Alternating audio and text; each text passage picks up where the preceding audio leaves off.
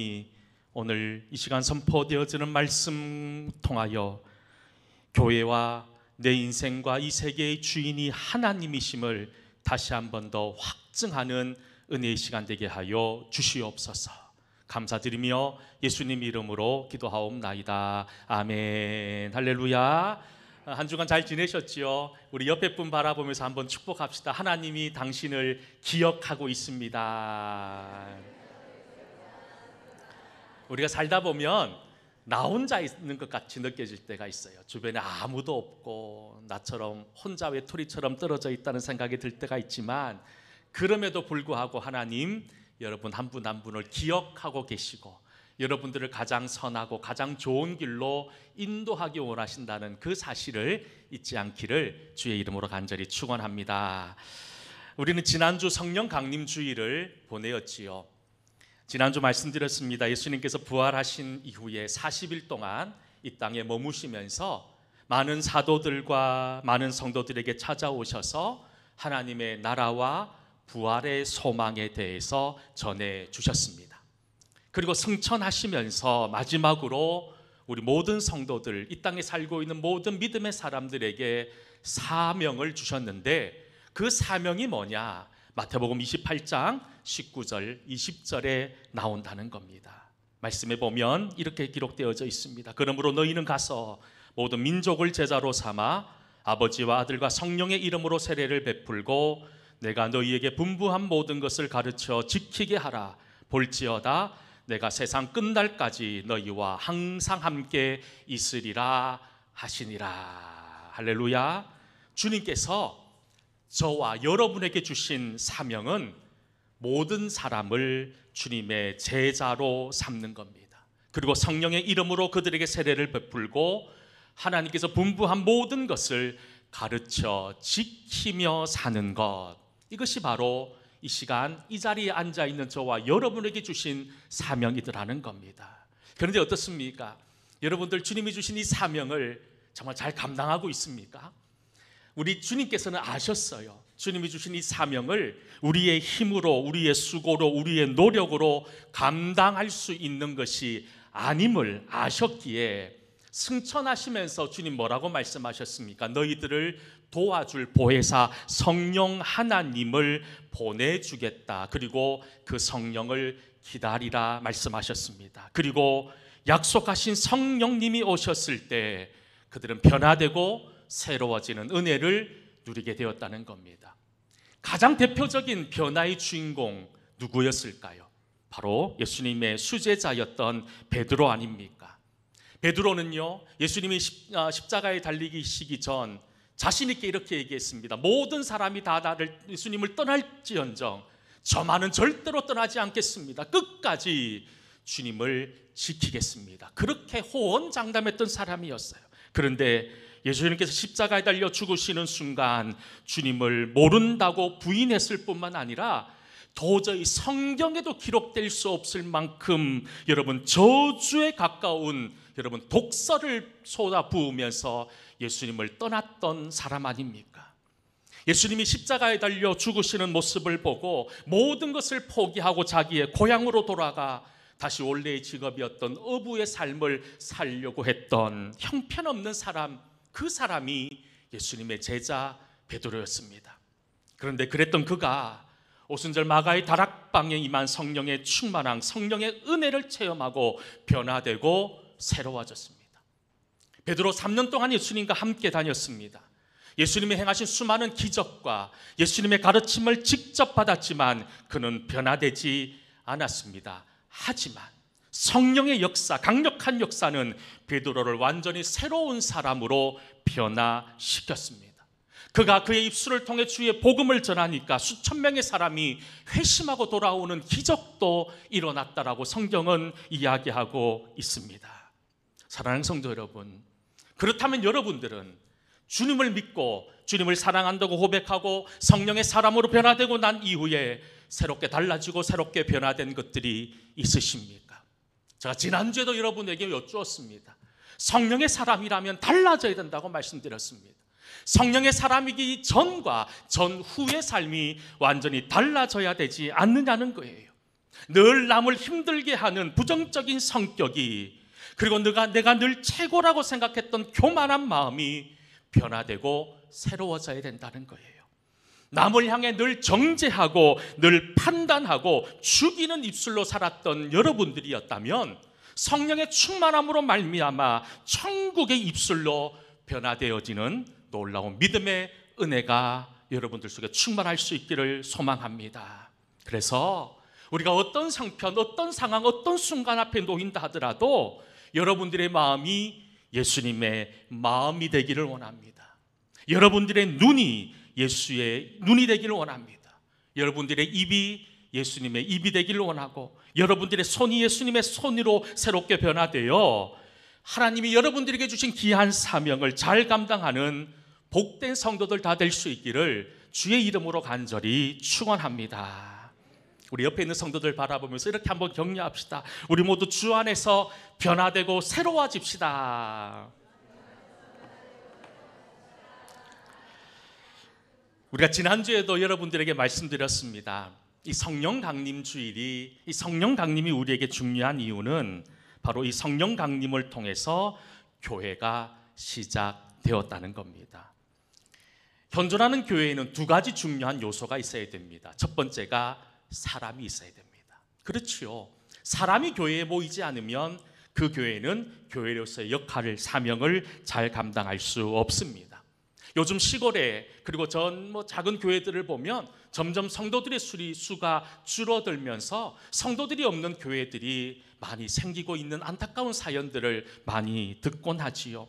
그런데 여러분, 아무리 교회가 사람이 없으면 존재할 수 없다 하더라도 그것보다 더 중요한 것이 있습니다. 사람이 중요하다 하더라도 사람만으로 교회가 세워지는 것이 아니라, 교회가 진정으로 교회되기 위해서 필요한 것은 사람이 아니라 바로 하나님이 교회 안에 역사해야 된다는 거예요. 하나님의 역사가 없는 교회는 교회가 아닙니다. 하나님이 주인 되지 않는 교회는 교회가 아니더라는 겁니다. 여러분, 교회에 변하지 않는 주인은 하나님이시며 하나님이 없는 교회는 교회가 아니라는 겁니다. 모든 성도들은 이렇게 고백합니다. 또 그렇게 알고 있습니다. 교회의 주인은 사람이 아니라 하나님이라고 말입니다. 그런데 여러분, 하나님이 교회의 주인이라고 하는 이 고백은 교회가 하나님의 능력과 하나님의 주권적인 섭리 아래 있다는 고백이기도 하지요. 하지만 우리가 예수님을 교회의 주인이라고 소리치지만 교회 안에는 여전히 이것을 부정하는 세력이 있습니다. 주님께서 교회의 주인이라고 말은 하지만 여전히 교회 안에는 하나님이 주인 되심을 의심케 만드는 악한 세력들이 활개치고 있다는 사실을 부정할 수 없습니다. 어떤 목사님과 이런저런 이야기를 나누면서 당신이 젊은 시절에 겪었던 이야기를 후배 목사들에게 해주시더라고요. 그분이 젊은 시절 교육전도사로 섬기게 된 교회가 있었다고 합니다. 그 교회는 우리나라에서 이름께나 알려져 있는 아주 오래된 전통, 그리고 우리나라를 이끌어 나가는 대표적인 교회였다고 합니다. 각 부서마다 30년 넘게 봉사하신 분들로 많이 채워져 있는, 모든 사람들이 부러워하는 그런 교회였습니다.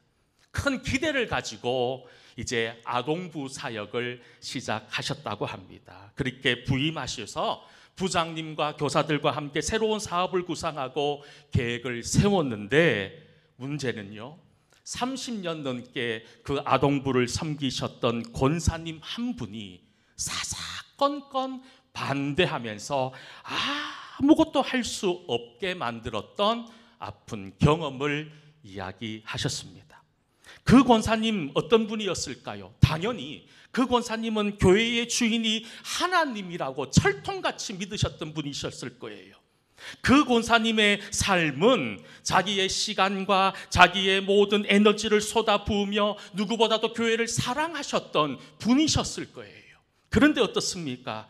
그 권사님의 모습은 더 이상 하나님이 교회의 주인이 아닌 자기가 교회의 주인이 되어버려서 결국 교회의 걸림돌이 되어 버렸다는 겁니다. 이처럼 하나님이 주인인 교회에 사람이 주인이 되면 그 주인이 되는 순간 그 교회는 그 사람으로 말미암아 무너질 수밖에 없다는 사실을 우리는 다시 한 번 더 기억할 수 있어야 된다는 거예요. 그런데 문제는 뭔지 아십니까? 의외로 많은 분들이 이런 권사님과 같은 길을 걸어가시고 있다는 사실입니다. 교회에서 봉사하는 모습들을 보면 마치 내가 주인인 것처럼 봉사합니다. 내가 주인이라고 생각하니 내가 좋으면 하고 싫으면 하지 않습니다. 시간 나면 하고 시간 없으면 하지 않습니다. 여러분, 하나님을 주인으로 고백하는 성도라면 교회를 섬길 때 어떤 마음으로 하셔야 되는 줄 아십니까? 바로 헌신과 희생의 마음으로 섬기셔야 한다는 거예요. 헌신은 어떻습니까? 싫어도 하는 것이 헌신입니다. 희생은요, 울면서도 하는 것이 희생인 거예요. 여러분, 이렇게 헌신과 희생을 위해 가장 중요한 것은 나를 비우는 것. 내가 더 이상 주인의 자리에 있는 것이 아니라 낮아진 섬김의 자리에 있을 때 진정한 헌신과 희생을 이룰 수 있다는 겁니다. 지금까지 한국교회는 전 세계에서 유례를 찾아볼 수 없을 만큼 엄청나게 크게 부흥하고 성장했습니다. 이 땅에는 성도와 교회들로 넘쳐납니다. 하지만 이상합니다. 이렇게 성도들도 많고 교회들도 많고 교회에서 좋은 일들도 참 많이 하는데 점점 세상으로부터 외면당하고 있습니다. 손가락질 받고 있습니다. 그 이유가 무엇일까요? 물론 많은 이유가 있겠지만 가장 큰 문제는 우리 입으로 예수님이 내 인생의 주인이고 우리 예수님이 교회의 주인이라고 말하지만 우리의 삶은 여전히 내가 주인이고 여전히 교회의 주인은 하나님이 아니라 내가 주인이 되어버렸기 때문에 세상으로부터 손가락질 받고 지탄받는 것이 아닐까요? 여러분, 여전히 내 생각, 내 고집, 내 경험으로 교회를 이끌고 나가려고 하지 마십시오. 그러면 교회가 세워지는 것이 아니라 교회는 점점 무너지게 됩니다. 개신교회를 영어로 하면 프로테스탄트 처치라고 합니다. 프로테스탄트. 다른 말로 하면 저항하는 교회라는 뜻을 가지고 있습니다. 우리 영천 동성교회는 영어로 표기하면 영천 프로테스탄트 처치라고 적습니다.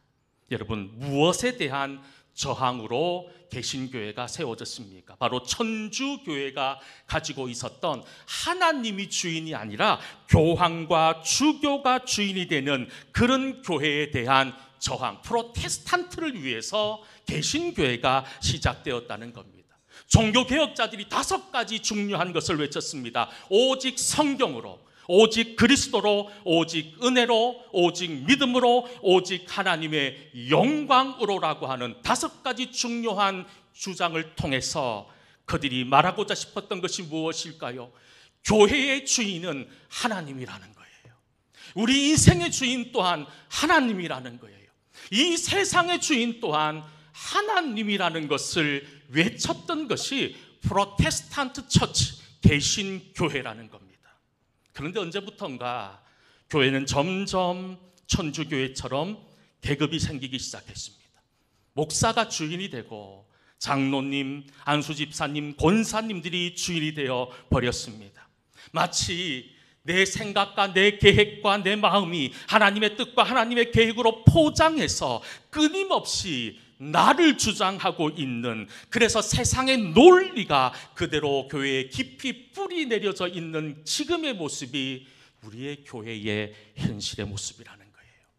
사도 바울은 로마서 12장 2절에 이렇게 말씀하고 있습니다. 우리 같이 한번 로마서 12장 2절 말씀을 함께 읽어보겠습니다. 너희는 이 세대를 본받지 말고 기뻐하시고 뜻이 무엇인지를 분별하도록 하라. 바울이 우리에게 분별하라고 가르치고 있습니다. 무엇에 대한 분별일까요? 우리가 입으로는 내 인생의 주인이 하나님이다, 교회의 주인이 하나님이다, 이 역사의 주인공은 하나님이다라고 우리의 입으로 말하면서 여전히 세상의 길, 내가 주인이 되는 길을 걸어가고 있지는 않는지를 우리는 잘 분별하라라는 말씀을 우리에게 주시고 있다는 겁니다. 사랑하는 성도 여러분, 혹시나 주의 일을 하시다가 하나님이 아닌 나를 드러내고 싶은 욕구가 생길 때가 없으십니까? 사실 목사가 제일 위험해요. 제일 위험한 사람이 접니다. 사실 목회라고 하는 게 정말로 깨어있지 못하는 사람은, 깨어있지 못하면 목회의 주인공은 하나님이 아니라 내가 되어버린다는 거예요. 교회가 크게 부흥한 교회의 목회자들이 여러분 쉽게 넘어지는 이유가 무엇인 줄 아십니까? 이게 마치 내 힘으로, 내 의지로 이루었다라고 하는 내가 주인 되는 생각 때문에 그 교회가 망가지는 거예요. 교회를 내 생각, 내 심년, 내 경험에 좌우우지되는 것으로 만들지 않기를 소망합니다. 무엇보다도 저는 우리가 함께 만들어 나간 우리 동성교회가 성령의 인도하심 가운데 하나님이 주인이 되는 거룩한 교회 될 수 있기를 주의 이름으로 간절히 축원합니다. 그래야지만 우리 교회가 소망이 있는 거예요.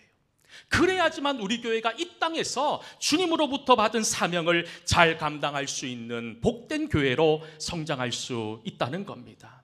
특히 오늘 읽은 이사야 43장 말씀에서 뭐라고 말씀합니까? 이사야 43장 1절 말씀에 보면 이렇게 말씀합니다. 사실 43장 1절은 제가 성경 구절 중에서 제일 좋아하는 구절이에요.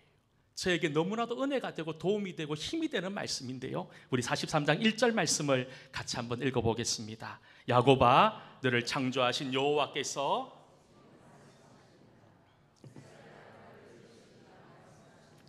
너는 두려워하지 말라. 내가 너를 구속하였고 내가 너를 지명하여 불렀나니 너는 내 것이라. 아멘. 너는 내 것이라는 거예요. 우리 동성교회는 내 것이라는 거예요. 이 세상은 내 것이라는 거예요. 한마디로 이사야 43장 1절부터의 이하의 말씀을 보면 모든 것의 주인은 하나님임을 가르치고 있습니다. 비록 우리가 인간적 눈으로 볼 때 지금 세상이 악이 판을 치고 하나님의 말씀이 보이지 않는 어두운 시대라고 하더라도 이 또한 이 세상의 주관자는 하나님이시다라는 사실을 이사야 선지자는 우리에게 말씀하고 있습니다. 사실 얼마 전에 있었던 대통령 선거를 바라보면서 목회자로서 참 마음이 많이 아팠습니다. 왜 마음이 아팠냐면 성도들이 입을 통해 교회의 주인이 하나님이 아니라 세상이 되은 것처럼 말하는 사람들의 소리를 너무나도 많이 들었기 때문입니다. 성도들 중에 내가 지지하는 사람과 정당이 승리하면 기독교가 승리하고 하나님이 승리한 것이라고 생각합니다. 반대로 내가 지지하지 않는 사람과 정당이 승리하면 기독교가 패배한 것이고 하나님이 패배한 것이라고도 말하는 분이 있습니다. 여러분, 내가 지지하지 않는 사람이 뽑히면 나라가 망하고 교회가 망하는 겁니까? 물론 이 나라의 지도자가 누가 되느냐는 매우 중요한 문제입니다. 왜냐하면 어떤 지도자를 뽑느냐에 따라서 우리나라가 전혀 예상하지 못한 국면으로 흘러갈 수 있기 때문입니다. 누구를 뽑느냐에 따라서 교회에 어려움이 찾아올 수도 있고 생각하지 못했던 교회의 탄압과 압박이 들어올 수도 있고 우리 다음 세대가 어려움 가운데 놓일 수도 있다는 거예요. 하지만 여러분 오해하지 않길 바랍니다. 교회가 어두울 때나 밝을 때나 항상 교회의 주인은 세상이 아니라 하나님이셨다는 겁니다. 여러분 교회의 주인이 하나님이라면 이 땅에 어떤 사람이 지도자가 되어도 하나님이 주인인 교회는 무너지지 않는다는 겁니다. 어두우면 어두운 대로, 밝으면 밝은 대로 하나님의 주권은 여전히 이 교회 가운데 가득 임한다는 겁니다. 하나님의 교회와 하나님의 나라는 사람에 의해 좌우지우지되는 그런 곳이 아니더라는 겁니다.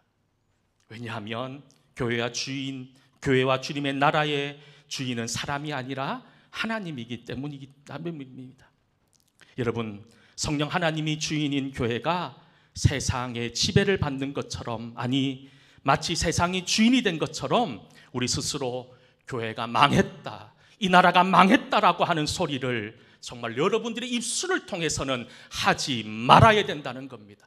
그만큼 불신앙의 소리도 그만한 소리도 없다는 거예요. 만약 교회의 주인이 세상이었다면 교회는 진작에 이 땅에서 사라져 버렸어야 될 겁니다. 진작에 이 땅에 교회는 존재하지 않았을 겁니다. 여러분, 이 세상의 주인이 세상이라면 이 땅도 무너지고 망가졌을 겁니다. 하지만 여러분, 교회에는 소망이 있고 이 나라에도 소망이 있습니다. 왜냐하면 교회의 주인, 이 나라의 주인은 하나님이시기 때문인 거예요. 사도 바울이 3차 전도 여행을 마치고 밀레도에서 에베소 교회 장로들을 만나게 됩니다. 물론 에베소 장로들이 이제 마지막으로 사도 바울을 만나면서 위로하고 서로 격려하는 그런 시간을 가졌지만 그 당시 에베소 교회가 상당히 힘들었어요. 그러니 그 에베소 교회를 개척했던 바울에게 찾아와서 장로들이 이렇게 얘기했을 거예요. 바울 사도님, 지금 교회가 어렵습니다. 교회가 망가지고 있습니다. 교회가 무너지고 있습니다. 교회에 희망이 없습니다. 그런 이야기를 했을 거예요. 그때 바울이 뭐라고 얘기한 줄 아십니까? 사도행전 20장 28절 말씀, 이렇게 바울이 말합니다. 같이 한번 읽어볼까요? 여러분은 자기를 위하여 또는 온 양떼를 위하여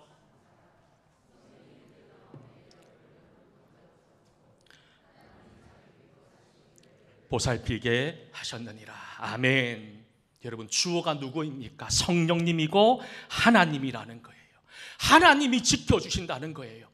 인간의 눈으로 볼 때는 망가지는 것 같고 소망이 없고 희망이 없어 보이지만 여러분, 하나님을 감독자로 삼고 자기의 피로 사신 교회를 하나님께서 보살펴 주신다는 겁니다.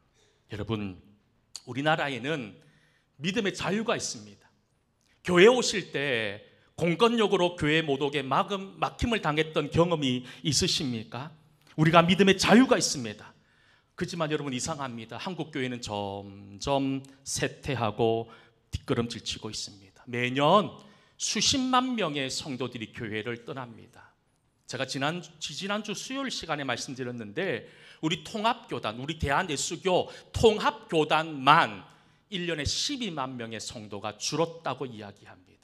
여러분, 12만 명이면요, 우리 정도 되는 교회가 1년에 1000개씩 사라졌다고 보면 되는 거예요. 이 정도로 심각합니다. 왜 그랬을까요? 많은 이유가 있습니다. 하지만 가장 큰 이유가 무엇일까요? 우리 스스로가 성령의 능력을 부정하고 교회의 주인이 세상이라고 외쳐댔기 때문이 아닐까요? 교회가 사람에 따라, 누군가에 따라 좌지우지된다고 생각했기 때문에 우리 스스로 교회를 망가뜨린 것이 아닐까요? 그런데 이상합니다. 믿음의 자유가 없는 최악의 기독교 박해국인 북한의 지하교회는 지금도 놀랍게 성장하고 있습니다. 무슬림이 98%를 차지하고는 이란은요, 매년 100만 명이 그리스도인으로 개종하고 있는 놀라운 기적이 일어나고 있다는 겁니다. 우리가 모른다는 거예요. 모른다는 거예요. 지금까지 수천 년의 역사를 돌아보면서 교회의 역사를 한번 보십시오. 많은 무력으로 우리 교회를 탄압하고 우리를 죽이려고 하더라도 성령의 능력으로 새롭게 일어나고 새로운 부흥의 역사를 만들어 나갔던 것이 하나님이 주인인 교회의 저력이었고 힘이었다는 겁니다. 여러분, 우리 동성교회의 주인이 하나님이심을 믿으십니까? 우리나라 대한민국의 주인이 하나님이심을 믿으십니까? 우리 주인이신 하나님은 우리 교회가 무너지는 것을 원하지 않으십니다. 이 나라가 망가지고 이 나라가 망해가는 것을 내버려 두지 않으신다는 겁니다. 왜냐하면 하나님이 주인이시기 때문인 거예요. 성령 강림 이후에 세워진 에베소 교회를 한번 보십시오. 보잘것없는 교회였어요. 정말로 초라한 사람들이 모였어요. 제대로 된 건물도 없었고 모든 것이 열악했습니다. 하지만 그들을 바라보는 세상의 모습은 달랐습니다. 완전히 달랐어요. 사도행전 2장 26절부터 47절 말씀에 보면 이렇게 성경은 기록하고 있습니다. 같이 한번 읽어봅시다. 날마다 마음을 같이하여 성전에 모이기를 힘쓰고 집에서 떡을 떼며 기쁨과 순전한 마음으로 음식을 먹고 하나님을 찬미하며 또 온 백성에게 칭송을 받으니 주께서 구원받은 사람을 날마다 더하게 하시니라. 아멘. 하나님을 주인으로 삼았던 교회의 모습입니다. 우리 동성교회도 이런 모습으로 변화되고 새로워지기를 소망합니다. 여러분, 세상이 뭐라고 하든지 간에 우리 개인의 인생의 주인도 하나님이시고, 여러분들의 가정의 주인도 하나님이시고, 우리 동성교회의 주인도 하나님이시고, 이 대한민국의 주인도 하나님이심을 여러분 믿음으로 기억하셔서 조금도 흔들리지 않는 견고한 믿음의 사람이 되어서 하나님의 사명을 잘 감당하는 믿음의 성도들이 다 될 수 있기를 주의 이름으로 간절히 축원합니다. 우리 함께 찬양 드렸으면 좋겠습니다. 성령 하나님 나를 만지소서 찬양하겠습니다.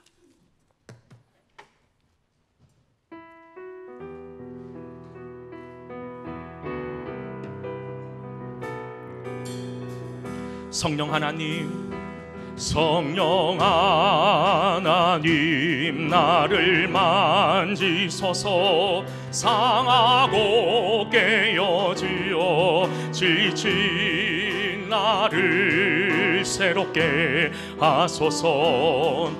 영의 바람 시들은 내어 살리. 할렐루야. 성령 하나님 이 땅 고치소서. 성령 하나님 이 땅 고치소서. 죄악의 어둠 속 헤매를 우리 태워주소서. 성령의 불로 세상 헛된 맘 태우소. 할렐루야. 임하여 주소서. 임하소서. 성령 하나님이시여 지금 이곳에 임하소서. 바람처럼 불처럼 성령이여 이 할렐루야 임하여 주소서.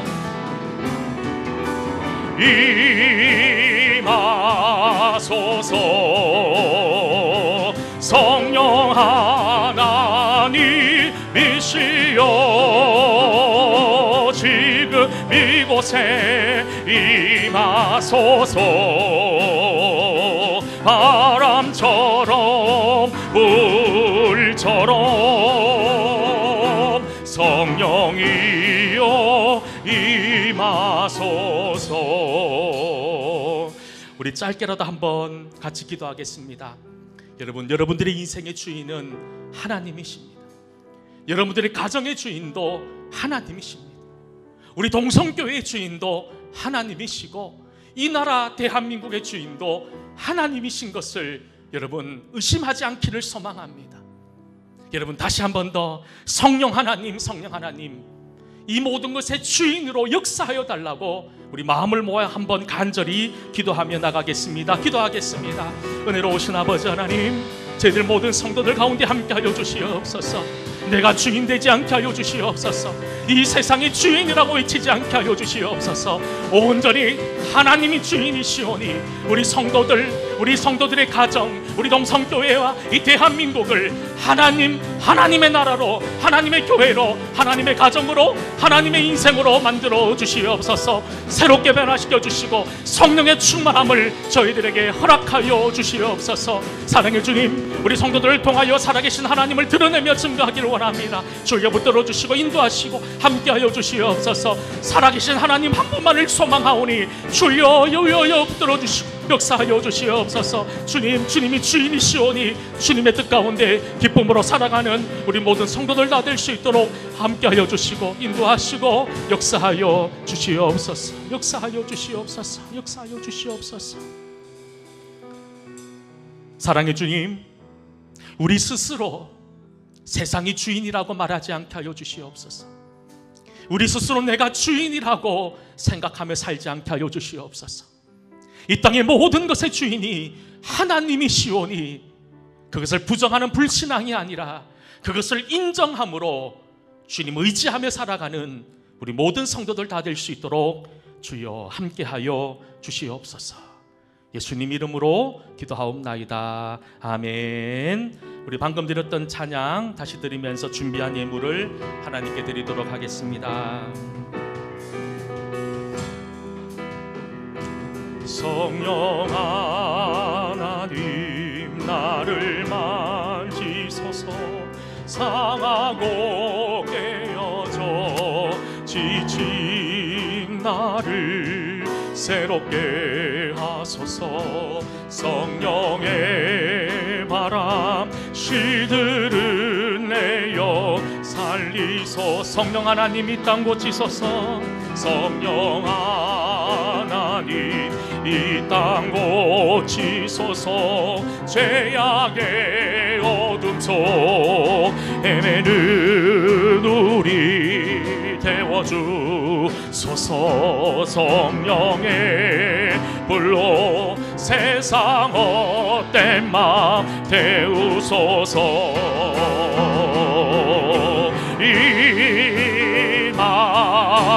임하소서. 성령 하나님이시여 지금 이곳에 임하소서. 바람처럼 물처럼 성령이여 이 할렐루야 임하여 주소서. 성령 하나님이시여 임하소서. 성령 하나님이시여 지금 이곳에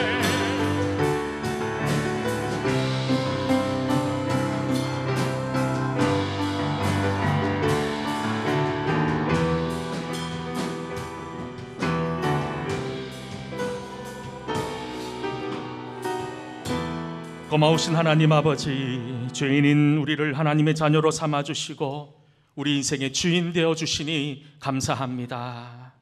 특별히 이 시간 주회전에 나올 때에 빈손으로 나오지 않게 하시니 이 또한 감사합니다. 하나님의 것을 하나님께 구별하여 올려드리는 11조, 아버지 하나님 우리 모든 성도들이 11조의 신앙을 회복하게 하여 주시옵소서. 감사하기 힘든 이 시대 속에 감사의 이유들을 찾고 찾아서 오늘 이 시간 감사의 예물로 하나님께 영광 올려드립니다. 주여, 드려진 예물, 특별히 감사의 예물 위에 함께하여 주셔서 감사의 이유가 더욱더 넘쳐나는 은혜를 누리게 하여 주시옵소서. 특별히 오늘 비전주의를 맞이하여 비전 헌금을 드리는 성도들도 있습니다. 성교 헌금과 구제 헌금과 일천번제와 또 주정 헌금으로 드리는 다양한 제목의 헌금들 위에 하나님 기름 부어 주셔서 살아계신 하나님 한 분만을 높이며 하나님 한 분만의 영광을 드러내며 살아가는 우리 모든 성도들 다 되게 하여 주시옵소서. 하나님 드린 자에게 하늘의 신령한 복과 땅의 기름진 복을 허락하여 주셔서 하나님의 기쁨으로 살아가는 성도들, 하나님의 사명을 이루어 나가는 믿음의 성도들 다 되게 하여 주시옵소서. 감사드리옵고 예수님 이름으로 기도하옵나이다. 아멘. 할렐루야. 우리 옆에 분들과 한번